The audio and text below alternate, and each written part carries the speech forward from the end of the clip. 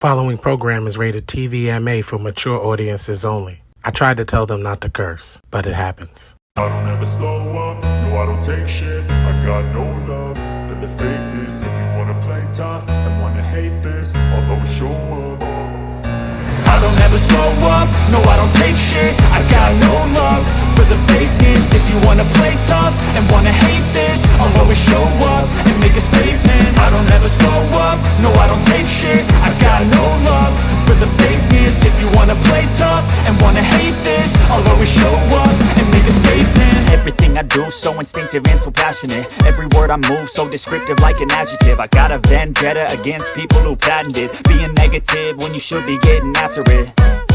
I got facts over tracks, this and that spit. Welcome back. It's your guy Dan the Statement, and this is your Monday Night Raw review for April the 7th, 2025. There's only one word to sum up tonight's Raw. Mediocre.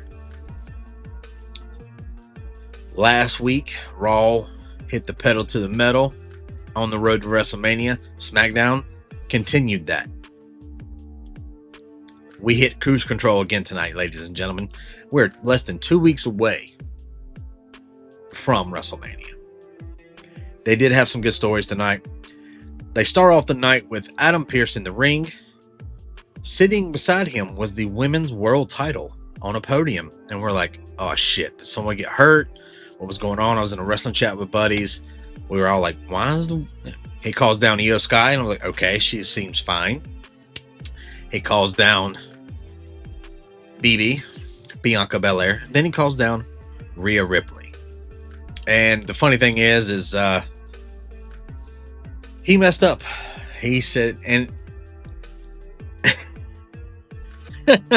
he basically said, and representing the Judgment Day, Rhea Ripley. Way to go, Pierce. Way to go. Did you start drinking early? But we get it, because Rhea has been acting like she has been part of the Judgment Day again with her attitude lately. So we get it. Basically, we are getting Bianca versus Rhea versus Io Sky for the Women's World Heavyweight Championship. We knew this was coming. Bianca Belair, had a problem with this. It's getting in Rhea's face. Basically said, she's done everything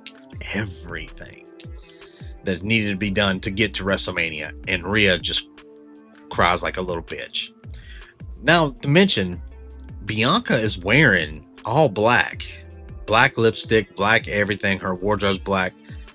She looks like she's turning a little bit of heelish to me. Was she involved with Jade? Story to come. So everyone signed the contract besides Io. She got shoved in the face by Rhea. Then she springboard drop kicked Rhea into BB. Signed the contract, grabbed her title, and hit the road. We all knew who was getting this. This was fine. Next, we got Bayley versus Lyra Valkyria for the Women's Intercontinental title on Monday Night Raw. And they let these girls have some time. They did. They let them have a little bit of time. And I was okay with that. There were some botches. Of course, there were going to be some botches. But they did the best what they could do, what they had to do. And Lyra Valkyria won. The Bird Lady won. Which is weird, because they're going to be a tag team going after the women's tag team title soon. Okay. It was announced on X and all the social medias that there will be the Intercontinental title for the men will be defended at WrestleMania in a fatal 4-way. Braun Breaker versus Penta versus Finn versus Dominic Mysterio for the Intercontinental title, happening at WrestleMania. I was okay with this. We knew this was going to come down to a multi-man match. I just figured there'd be more, maybe even a ladder match to it, but no. Next, we got LWO versus American Made with El Gato Americano, whatever the fuck his name, Chad Gable in a mask. This was all right. This was an all right match. They did some killer stuff LWO did some killer stuff, some high-flying moves. I enjoyed this match. It was nice. It was entertaining. Americano got the win. Next, we got a Gunther promo-ish. He come down, look like a politician, and then we got main event Jey Uso. And what I mean by main event Jey Uso, I'm not talking about the Yeet Master. I am talking about old school Jey, all in black, not eating, very serious, and he cuts one of the most heartfelt promos and serious promos he's ever cut. It's sometimes hard to read Jey when he does these promos, but after what happened last week with the Gunther beating up on Jimmy, Jey made it a real life personal thing with talking about his mom, talking about his brother, having staples in his head, stitches, and he slapped the mic out of Gunther's hands. And to me, this was a more serious promo, and it made Gunther look weak. He made Gunther look like he was sweating bullets. Then now he is actually afraid of Jey Uso, and damn sure better be. We got another match announcement for WrestleMania. Rey versus Americano at WrestleMania. So Chad Gable in the mask is going to go against Rey Mysterio. Who would have thunk it? Next, we got the New Day versus the War Raiders. This was a shit showing of a match. It's not the New Day's fault. I'm in the camp of sometimes two teams just don't have any chemistry, and that's what this was. We know the New Day is a well-oiled machine. They've been doing this for years together. War Raiders, Viking Raiders, whatever you want to call them, same. I just don't feel the War Raiders have it anymore. New Day needs to freshen up some stuff. They've changed a lot of their moves around. They got some heel moves. It wasn't a bad, but it was a shit match. It ended in a disqualification. War Raiders hit Xavier in the stomach with a chair. The ref caught it. This was because Xavier introduced the chair, and then after the match,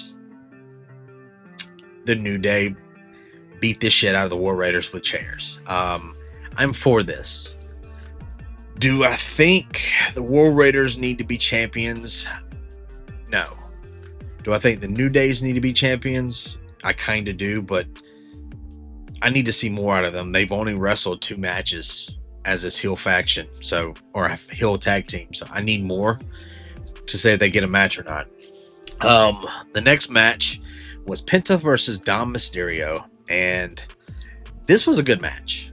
It was a great match. Dom is very underestimated as a technician in the ring. He can wrestle, and a lot of people are just like, oh, he's just I'm like, Dom is very underrated. Penta is an amazing performer. This match was great.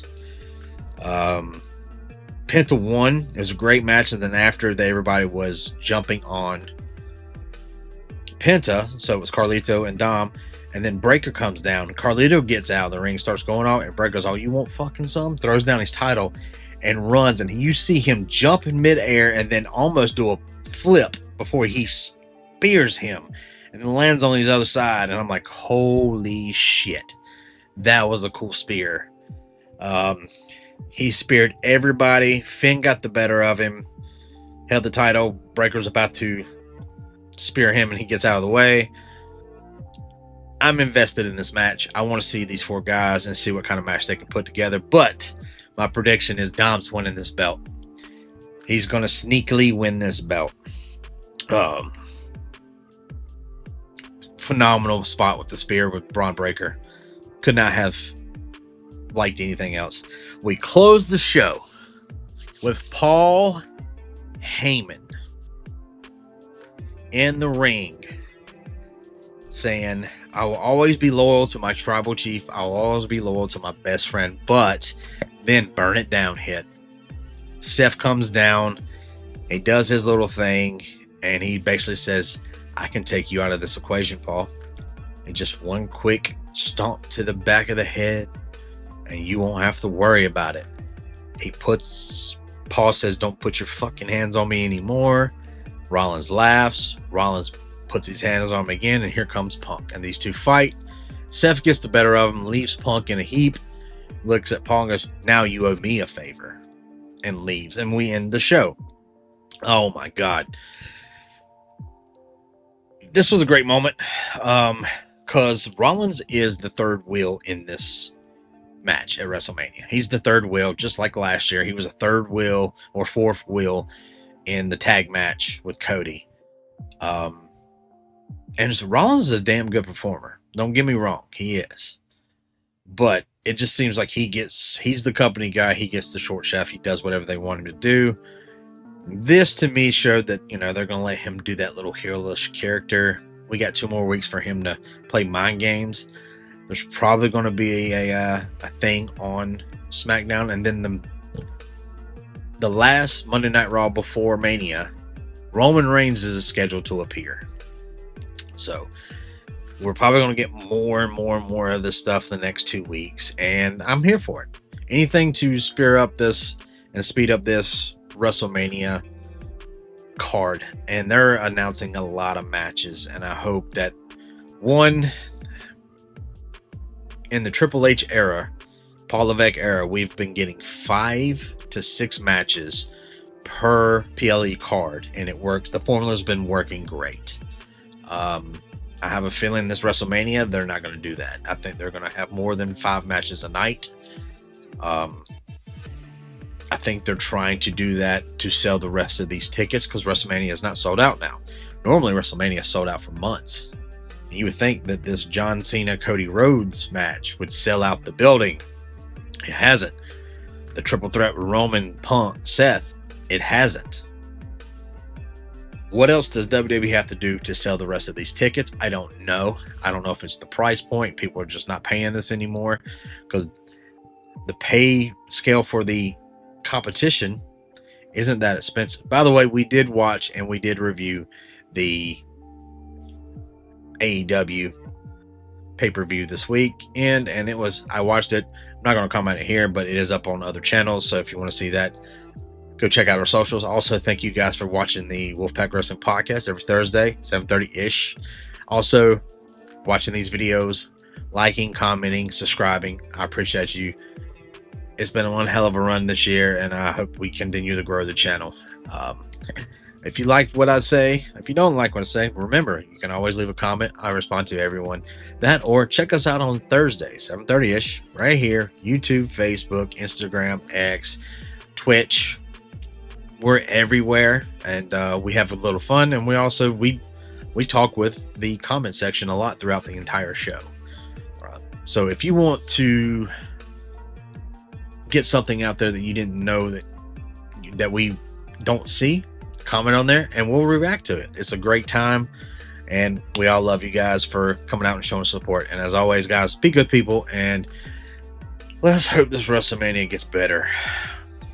Son of a bitch. I can't contain it, I'm coming out with a statement. You really changed, man, all your music and arrangement. You don't know shit, shut your mouth, you can save it. I'm the same dude that got his come up from the basement. 100 songs, 100 weeks, didn't change it. Experiments, development, intelligence, and patience. I'll do it all again, cause I never feel complacent. Let's keep the good vibes, positivity's contagious. I'm never looking back, cause I made a life that's passionate. A college graduate suppressing all his talents, yeah. He found a way to go and change, become an advocate for taking